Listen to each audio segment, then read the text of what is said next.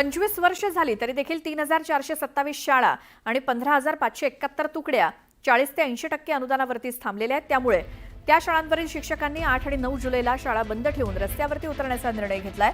2014 मध्ये टप्पा अनुदानाच्या नैसर्गिक वाढीचा शासन निर्णय निघाला आणि आता 4-5 वर्षात 100% अनुदान होऊन आपल्याला फुल पगार मिळणार असा विश्वास शिक्षकांना होता। मात्र मागण्या मान्य न झाल्यामुळे शिक्षक आक्रमक झाले। दुसरीकडे 8 आणि 9 जुलैला शाळा बंद राहणार नसल्याचं शिक्षण विभागाकडून मात्र स्पष्ट करण्यात आलंय।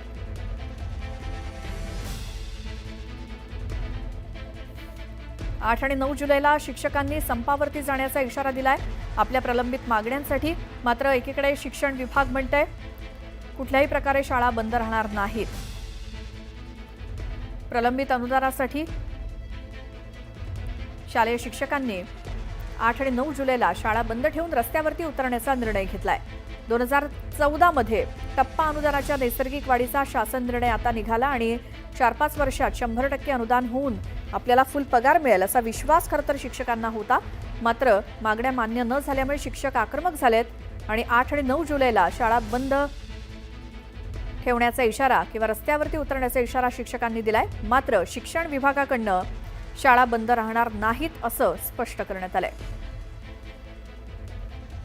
आमच्या प्रतिनिधी सुस्मिता भदाणे आपल्या सोबत आहेत। सुस्मिता, शिक्षकांच्या मागण्या काय, त्यांनी काय निर्णय घेतलाय आणि दुसरीकडे शिक्षण विभागाकडून काय सांगितलं जातंय?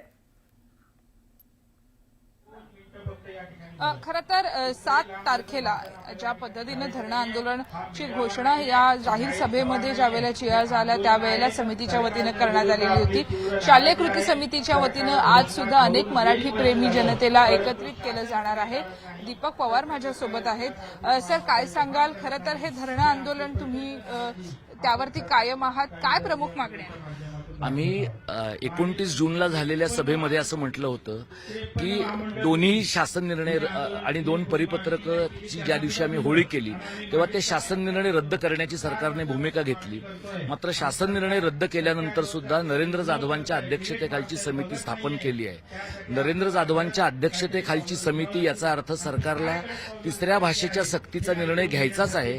तो फक्त महानगरपालिकेच्या निवडणुकांचं प्रेशर कमी झाल्यानंतर घ्यायचा आहे आणि त्यामुळे नरेंद्र जाधवांच्या समितीला आमचा विरोध आहे। जाधव हे उच्च शिक्षणाचे अभ्यासक आहेत, ते बालशिक्षणाचे, बालमानसशास्त्राचे, भाषा विज्ञानाचे अभ्यासक नाहीत आणि सगळ्यात महत्वाचं म्हणजे जाधवांची नियुक्तीच मुळामध्ये या सरकारला अंतिमतः अहवालावर जातीचं कार्ड खेळता यावं म्हणून सरकारने केली आणि त्यामुळे जाधवांच्या नियुक्तीला आमचा स्पष्ट विरोध आहे। दादा भुसे यांच्या राजीनाम्याची सुद्धा तुम्ही मागणी? दादा भुसे यांच्या राजीनाम्याची नाही, दादा भुसे आणि रेखावार यांच्या हकालपट्टीची मागणी आम्ही केली। कारण राजीनामा हा काही वेळेला स्वेच्छेनं दिला जातो, त्याच्यासाठी माणसाकडे थोडाफार सत्सद विवेक असणं अपेक्षित आहे। दादा भुसे साहेबांची ज्या प्रकारची बदनामी महाराष्ट्रात घडली आहे त्यांच्या या महाराष्ट्र विरोधी निर्णयामुळे ते पाहता त्यांनी स्वतःहून इथून बाजूला व्हायला पाहिजे होतं, पण त्यांचा रिमोट कंट्रोल रेखावार आहे।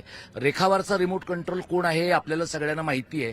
त्यामुळे रेखावार आणि दादा भुसे, रेखावार हा रिमोट कंट्रोल आहे म्हणून आणि दादा भुसे कुचकामी आहेत म्हणून या दोघांचीही मुख्यमंत्र्यांनी हकालपट्टी करावी, बालभारतीची स्वायत्तता अबाधित ठेवावी आणि 3ऱ्या भाषेची प्राथमिक शिक्षणातली सक्ती हा मुद्दा यानंतर महाराष्ट्राच्या चर्चा विश्वामध्ये अजिबात येऊ नये या पद्धतीनं तो हद्दपार करावा।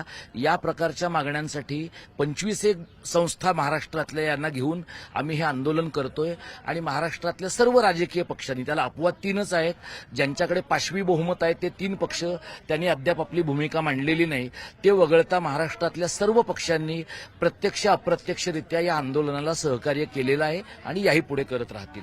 खरं तर राज ठाकरे आणि उद्धव ठाकरे याच मुद्द्यावरती वरळी डोममध्ये एकत्र आलेले होते, ते सुद्धा आज उपस्थिती लावणार का? त्यांच्यासोबत तुमची चर्चा झाली का? मनसेचे नेते नितीन सरदेसाई यांच्याशी माझं बोलणं झालंय आणि त्यांना मी असं म्हटलेलं आहे की जसं 29 तारखेच्या सभेला मनसेने आपले प्रतिनिधी आणि कार्यकर्ते पाठवले होते तसे आजही पाठवावेत, त्यांच्याकडनं उत्तर यायला हवंय।